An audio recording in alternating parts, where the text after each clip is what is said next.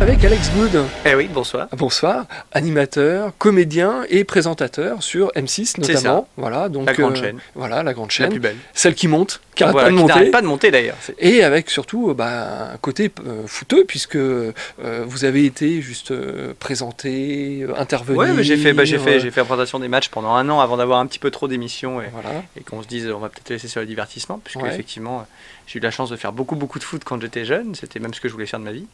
Mais et justement, de t'es un peu ressorti un peu du football, par exemple, à la télévision, c'est pas un regret quelque part de ce justement. Le truc, c'est que c'est vrai que j'ai la chance d'avoir beaucoup d'émissions et que je faisais Monsieur Météo, plus Monsieur Foot, plus Monsieur Divertissement de la chaîne. Donc ça faisait beaucoup. Et à un moment donné, la chaîne a dit donc Coco, on a l'impression qu'il n'y a que toi sur notre chaîne, donc on va t'enlever du foot parce qu'en plus il y avait Vincent Coiffé qui arrivait, et donc du coup qui a pris ma place.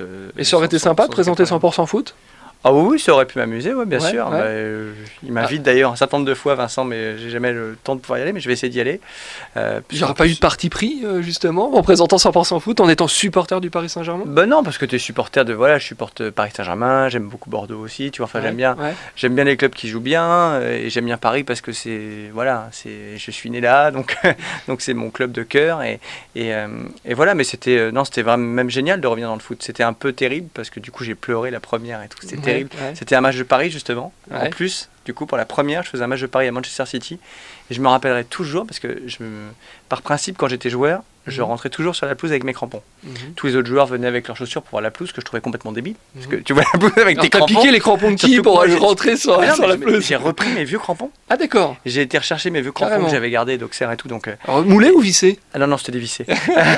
Toujours pour voir l'état de la pelouse, si tu veux. Et j'ai décidé que je commencerais tous mes matchs en crampons. Donc tous les joueurs me prenaient pour un demeuré total.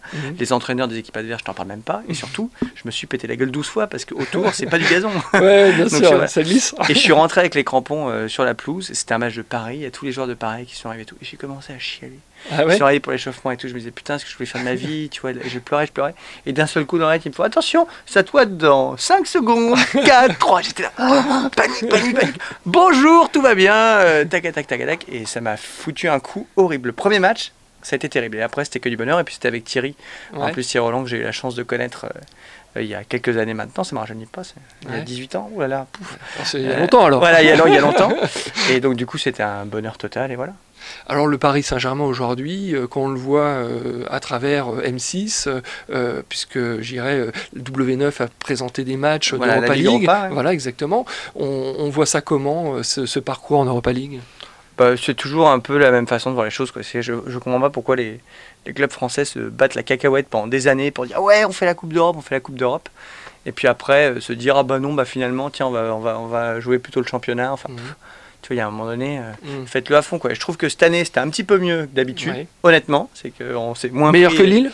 Ils ont peut-être moins sous-estimé cette compétition, le Paris Saint-Germain. Ouais, peut-être. Non, mais je trouve qu'effectivement cette année vraiment ils ont essayé de mettre l'équipe type quasiment et tout ça, mais la preuve, c'est que ça a plu, puisque W9 a fait des super audiences. On a fait des super audiences. Mais c'est toujours quand même ce côté, j'ai un peu l'impression que on se bagarre pendant des mois. T'as l'impression que c'est l'objectif de tout le monde. Et puis dès qu'on y est, c'est pétard mouillé, quoi. Et ça m'énerve. Enfin, je sais pas, je comprends pas, quoi. On est content de faire une compète, on l'a fait. Enfin, on l'a fait pour gagner, tu vois. On l'a fait pas pour se dire, oui, même quand on a perdu, on n'a pas l'impression que c'était la fin du monde, tu vois. Alors qu'on aurait pu passer, franchement. Je pense que ça aurait pu passer. C'était possible, ouais. Bah oui. Chez M6, alors qui c'est qui aime le Paris Saint-Germain? Alors faut balancer des noms là, on veut savoir. Vincent Coiffé, il aime le Paris Saint-Germain?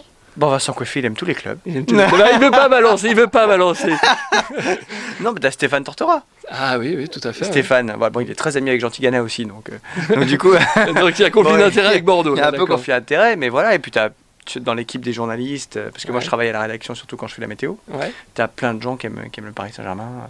Voilà, on aime tous un peu Bordeaux aussi, c'est normal. Oui, on se demande pourquoi. Hein. C'est normal. C'est normal. Quand il y aura PG Bordeaux, on sera pour qui alors? Écoute, que le meilleur gagne. On se mouille pas. En général, même je suis plus pour le beau jeu, moi. Tu vois, c'est-à-dire que vraiment, même si l'équipe a. Tu vois, si l'équipe a vraiment moins bien joué et mérite de perdre, je vais pas dire c'est dégueulasse, on devait gagner et tout. Voilà, à un moment donné, il faut être lucide. Mais sinon, tu vas souvent au parc, non? Ah oui, je vais très souvent au parc. J'ai la chance encore, justement, grâce à M6, de pouvoir avoir des places assez fréquemment. Donc oui, non, ça m'arrive. J'y vais assez. Dernier match, c'était quoi? C'est pour la Ligue Europa. La Ligue Europa. C'était juste là. Voilà. D'accord, contre Benfica, alors, le match retour. T'es pas terrible. Ouais, bon, ouais. Match nul en même temps, ils n'ont pas perdu. Oui, match, c'est le terme. Ouais.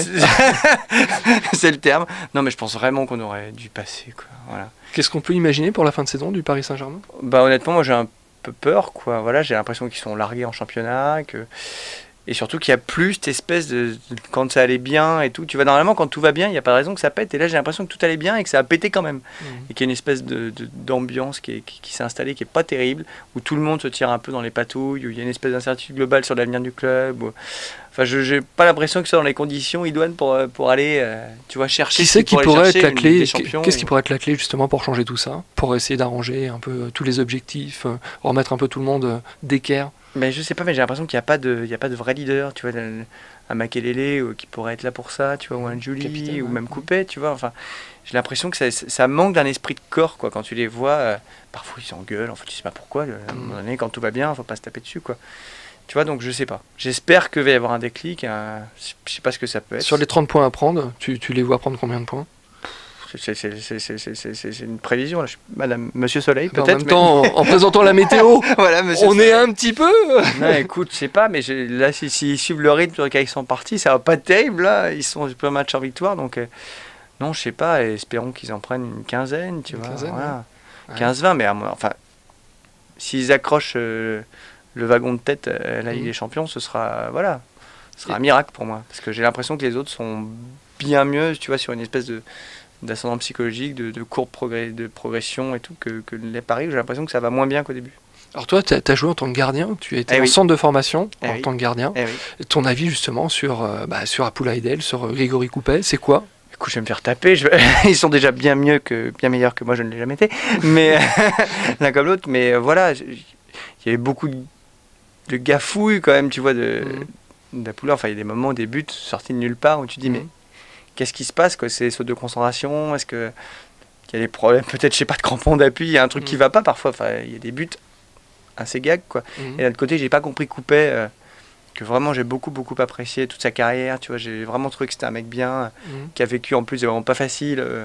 Tu vois, en tant que gardien, parce que c'est un poste déjà psychologiquement pas facile, mais quand en plus on te fait des trucs bizarres, voilà.